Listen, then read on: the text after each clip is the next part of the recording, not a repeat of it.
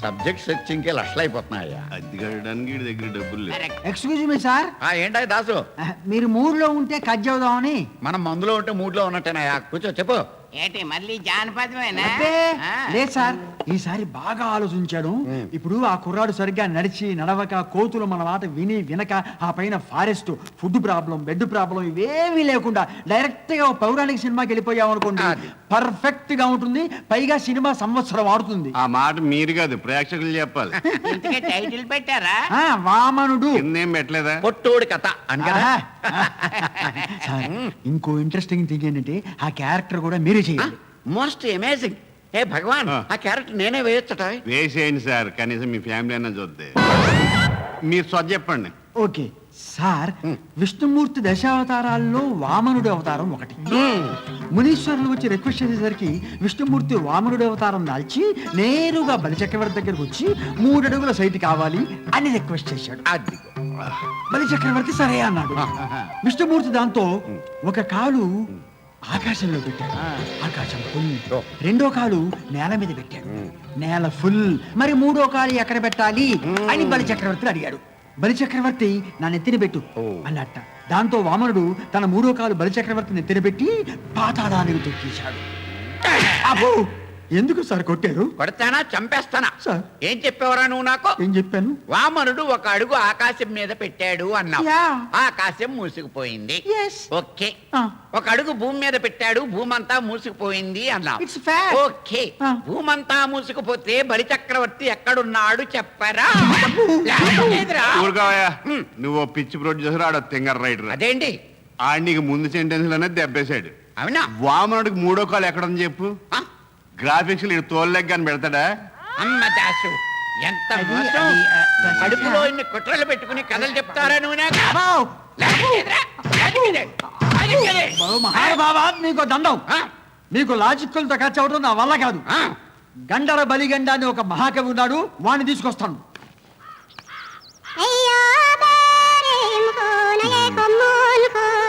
రోజు లెటర్స్ నాగుతారా? అదేమైనా పట్టుతేనే. ఒరే, నీ నాకుడే ఈ వేళ నీ నాశనానికి కారణం. ఒరే, పళ్ళు తోమే కాడ తప్పించుకున్నా లెటర్ నాకే కాడ తప్పించుకోలేవురా. చెప్తా, నువ్వు ఈ పాయిజన్ నాకు, నీ పెళ్ళం దొరక్క నాకు. ఏమయ్యా సీతాపతి, నాకు లెటర్ రాసి పెట్టాలి. నువ్వు రాసుకోవచ్చుగా. నా రాత నాకే అర్థం కాదు. నువ్వే అర్థం కావనుకున్నాను. చెటర్ లేదు, నాకు కొంచెం రాసి పెట్టవయ్యా. చెప్పు. మహారాజశ్రీ. మహారాజశ్రీ కాదండి, మహారెడ్డి శ్రీ. మహారెడ్డి శ్రీయా? వాళ్ళు రాజులు కాదండి, రెడ్లు. ఓహో, అందుకని మహారెడ్డి శ్రీ బావగాడికి నమస్కారం పెట్టకుండా ఈ భగవాన్ రాయినది ఏమనగా? నాతో కదా రాయిస్తున్నావు? అవును. ఈ సీతాపతితో రాయించినది ఏమనగా? చాలా బాగుంది. తర్వాత ఏంటి? తర్వాత మన ఊరి నుంచి వెళ్తున్న విమానంలోంచి ఎవడో మూత్రం వస్తే అది ప్రెసిడెంట్ గారి బుర్ర మీద పడి చిల్లి పడిందట, చిల్లి పడిందట, చిల్లి పడిందట, చిల్లి పడిందట. ఎన్ని చిల్లులు పడ్డాయ్యా? అది తెలియ కదండి ఉత్తరం రాస్తున్నాం. తర్వాత ఏంటి? ఆ విమానం ఎవరో కనుక్కుని, పోసిన వాడు ఎవడో కనుక్కొని, ముఖ్యంగా ప్రెసిడెంట్ గారి బుర్రకు పడ్డ చిల్లు తగ్గిందో లేదో కనుక్కొని వెంటనే వివరంగా ఉత్తరం వేయాలి. ఇట్లు దుర్గా భగవాన్. దుర్గేంటయ్యా? మా ఇంటి పేరండి.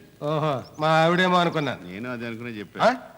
సర్లేండి, నాలుగుతో నాగేసి లెటర్ అంటించండి.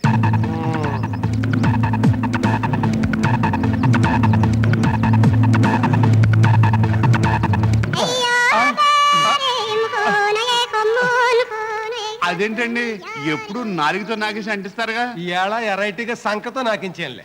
అంటించడానికి కావాల్సింది తడి. అది ఎక్కడుంటే నీకెందుకయ్యా? నా ప్లాన్ అంతా నీ సంకనాకి పోయింది కదరా. సరే, అడ్రస్ చెప్పు. అడిగి అడ్రస్ లేదు.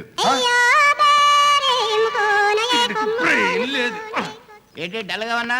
ఏం లేదురా.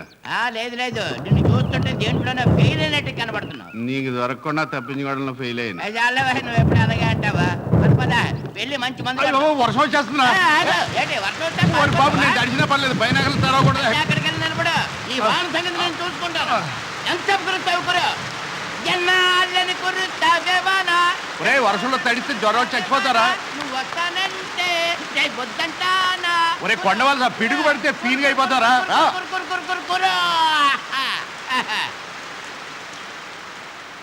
అదే